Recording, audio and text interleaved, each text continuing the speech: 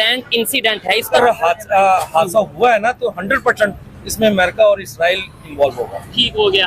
तो जब ये इसकी ऑथेंटिक खबर सामने आएगी, आपको लगता है कि इंटरनेशनल जितने भी इस्लामिक कंट्रीज हैं वो इसके ऊपर कोई रिएक्शन लें? मैंने अभी गाजा में रमजान का महीना था, तो मेरे स्पेशल एनवॉय को मैंने इजराइल भेजा। मैंने कहा समझाइए इनको कि कम से कम रमजान में गाजा में बम्बार्डिंग यानी हमले न करें, और उन्होंने पालन करने का भरपूर प्रयास किया। कि ईरान इंडिया के ज्यादा करीब क्यों है और इंडिया के साथ उसकी ट्रेड क्यों है, या इंडिया ईरान के साथ अच्छे रिलेशंस उसके क्यों है।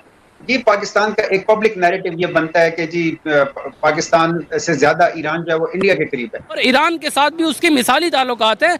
जितने भी ममालिक इस वक्त ईरान के खिलाफ आपको खड़े दिखाई दे रहे हैं, उनके मुकाबले में इंडिया ने ईरान से एक जबरदस्त किस्म की ट्रेड जारी रखी हुई है। ईरान ने बोला कि जितने भी मुस्लिम देश हैं इजराइल से अपना डिप्लोमेटिक संबंध, राजनयिक संबंध बिल्कुल कट कर लें, कहानी खत्म। यानी कि ना एम्बेसी हो, ना उनका यहां पे, ना उनका वहां पे, और एक एक चीज करके अपनी बिल्कुल कट कर लें, अपने एम्बेसडर बुला लें, उनके एम्बेसडर भेज दें, निकाल दें वापस। इस किस्म का एक सिनेरियो इन्होंने डाला सामने, यानी कि ईरान ने। दोस्तों अच्छा, इसमें क्या हुआ कि काफी मुल्कों ने हेलीकॉप्टर क्रैश हुआ है ऐसे मौका पे, जिसे मतलब कुछ दिन पहले की खबर थी कि ईरान का चाबहार पोर्ट इंडिया की तरफ जा रहा है, मैनेजमेंट मतलब 10 साल के लिए इंडिया उसकी मैनेजमेंट करेगा। उससे पहले ईरान के प्रेसिडेंट ने विजिट किया पाकिस्तान का और बहुत से प्रोजेक्ट्स के ऊपर बात हुई। उससे पहले ईरान ने इसराइल के ऊपर अटैक किया। इन सब चीजों के बाद ये खबर आना, क्या ये एक एक्सीडेंट है या फिर प्री प्लान्ड इंसिडेंट है इस पर? और अगर इसमें इसराइल की एजेंसीज या यूएस की एजेंसीज इन्वॉल्व है, तो क्या पाकिस्तान या दूसरे दुनिया के इस्लामिक कंट्रीज इसके ऊपर कोई सख्त रिएक्शन लेंगे, कोई अपना स्टांस रखेंगे? हादसा हुआ है ना, तो 100% इसमें अमेरिका और इसराइल इन्वॉल्व होगा। ठीक हो गया। तो जब ये इसकी ऑथेंटिक खबर सामने आएगी, आपको लगता है कि इंटरनेशनल जितने भी इस्लामिक कंट्रीज हैं वो इसके ऊपर कोई रिएक्शन लेंगे, कोई अपना कोई स्ट्रिक्ट रिएक्शन लेंगे? सर इस्लामिक कंट्री जितने भी हैं माजरत के साथ कोई भी नहीं लेगा, क्योंकि इसकी वजह ये है कि अभी तक ये फलस्तीन पे इतने जुल्म हुए हैं। आपको पता है कि बच्चे भी मरे हैं, काफी औरतें मरी हैं और अवाम पे अटैक हो रहा है, लेकिन किसी ने अब तक किसी ने भी एक्शन नहीं लिया सिवाय ईरान के।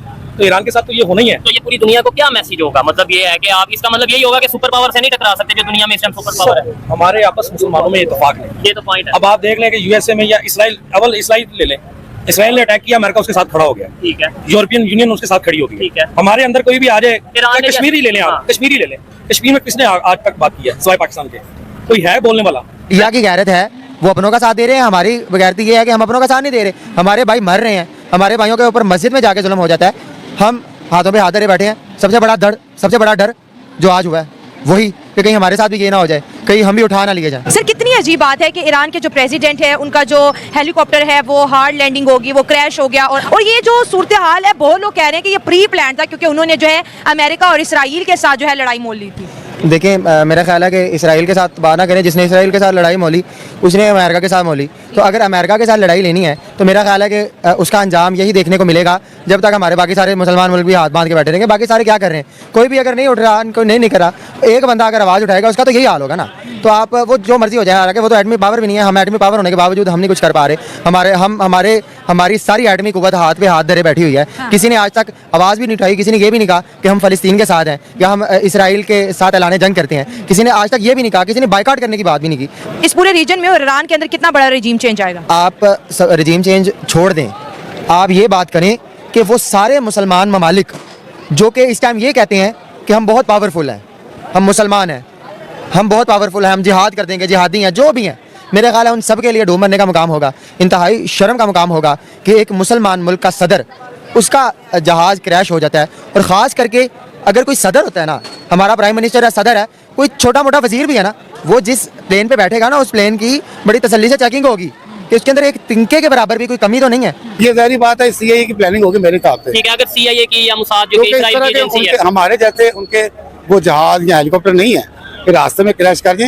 ये कायदा एक प्लानिंग होगी। ठीक है, मैं कह रहा हूँ अगर ये लेट्स सपोज प्लानिंग है, सीआईए के थ्रू हुआ या मोसाद जो कि इसराइल की एजेंसी है उनके उसके थ्रू हुआ, क्या समझते हैं पूरी दुनिया को कोई मैसेज है ये? हाँ बिल्कुल मैसेज है। क्या भाईजान देखिए ना, मुसलमान एक तरफ है और सारा कुफर एक तरफ है। मुसलमान वैसे यूनाइटेड हैं पूरी दुनिया के? नहीं, आप देख लें, गल में देख लें, अभी आके उन्होंने थोड़ा बहुत कदम उठाया, उससे पहले वो बोला ही नहीं है। अगर वो बोला है तो उसकी सजा उसको मिल रही है और कोई बात नहीं है। ठीक है, पूरी दुनिया में तकरीबन 57 इस्लामिक कंट्रीज हैं, तो क्या समझते हैं आप? वैसे हम कहते हैं कि जी नॉन मुस्लिम हमारे खिलाफ हैं हम, तो इस टाइम मेरा ख्याल है सारी पावर जो है अमेरिका के पास है, जिसके हम गुलाम हैं, जिसके आगे हम अपना सर भी नहीं उठा सकते, जिनके आगे